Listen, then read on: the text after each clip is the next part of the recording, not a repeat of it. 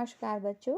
आज हम इस वीडियो के अंदर सीखेंगे कविता नंबर 5, जिसे शीर्षक दिया गया है धरती की शान।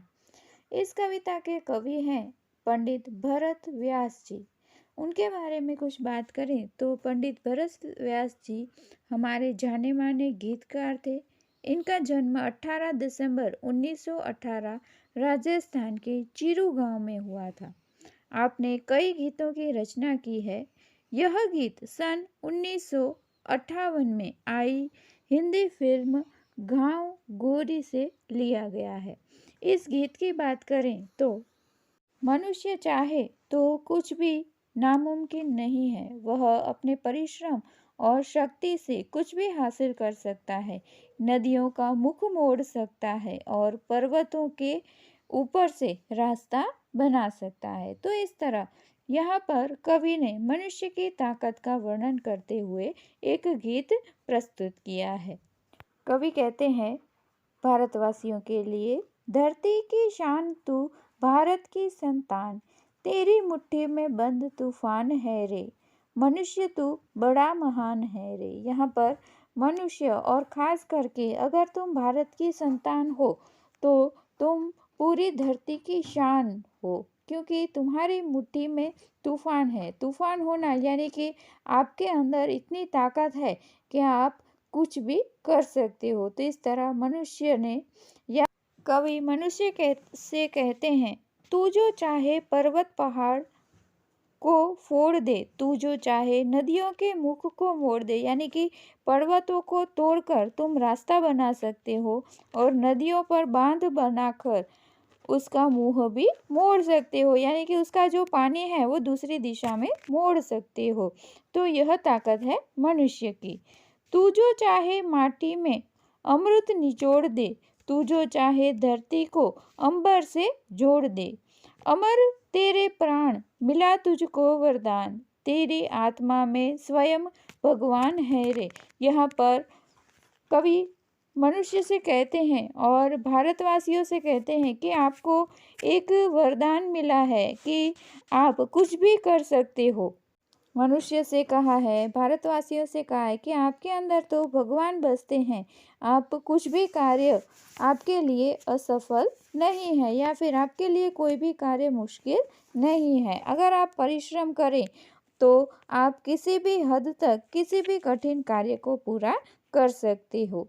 नैनों में ज्वाल, तेरी गति में भूचाल, तेरी छाती में छिपा महाकाल है, पृथ्वी के लाल तेरी हिमगिरी सा भाल, तेरी भ्रुकुटी में तांडव का ताल है, निज को तू नाच, निज को तू जान, जरा शक्ति पहचान, तेरी वाणी में युग का आह्वान है।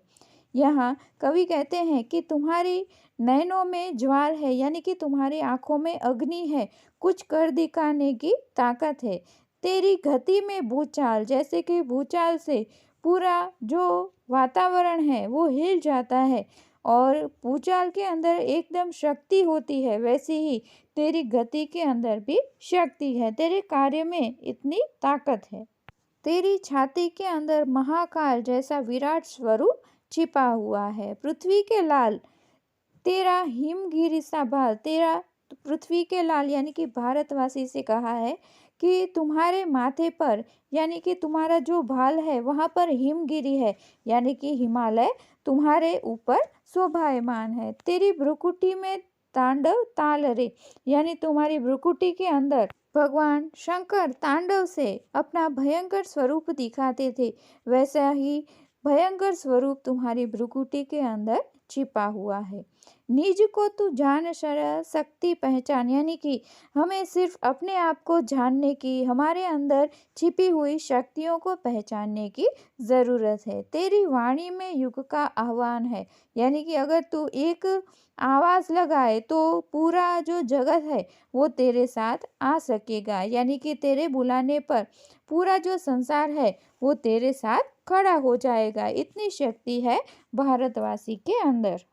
धरती सा धीर तू है, अग्नि सा वीर, तू जो चाहे तो काल को भी थाम ले, पापों का प्रलय रुके, पशुता का शीश झुके, तू जो अगर हिम्मत से काम ले, गुरु सा मति मान, पवन सा तू गतिमान, तेरी नभ से भी ऊंची उड़ान रे। यहाँ पर मनुष्य से कहा है, भारतवासी से कहा है कि धरती सा धीर तू, अग्नि सा वीर तू, यानी कि तेरे अंदर बहुत ही धीरज है और तू एकदम वीर भी है। तू चाहे तो काल को भी थाम ले, यानी कि कुछ अनिष्ट होने वाला है, अगर तू चाहे तो उसे भी रोक सकता है।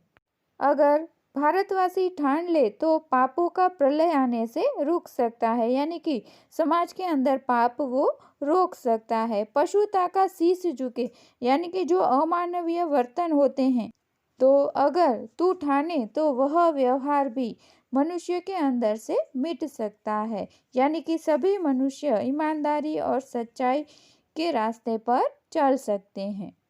तो कवि ने यहाँ पर एक अच्छे मनुष्य बनने की प्रेरणा भी दी है।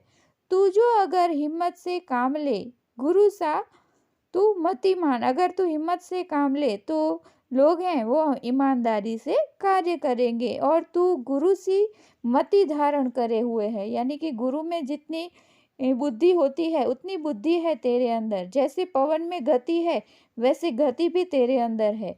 तेरी नभ से ऊंची उड़ान है रे, यानी कि मनुष्य है वो आकाश में एकदम ऊंचे उड़ सकता है अगर वो चाहे तो इस कविता में कवि ने भारतवासियों को एक श्रेष्ठ संतान के रूप में प्रस्तुत किया है, और वो जो चाहे वह कर सकते हैं अगर वो हिम्मत रखे